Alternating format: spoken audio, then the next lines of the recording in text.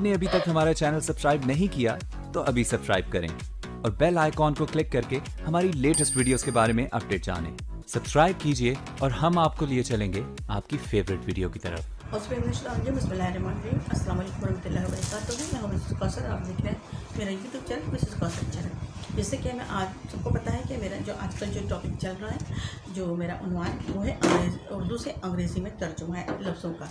ठीक है, तो आज का जो है वो पहला है लफ्ज़ यानी वर्ड, ख़त्म, एंड या दी एंड, END।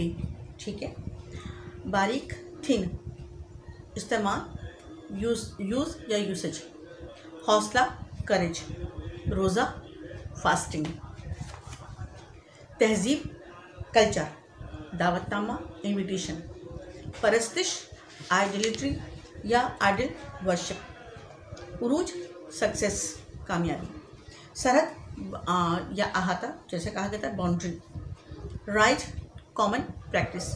उम्मीद है आपको पसंद आई होगी और आप लोग उसको शेयर भी करेंगे और उसको लाइक भी करेंगे और जो इससे इस्तेफादा भी हासिल करेंगे। अल्लाह हाफ़िज़।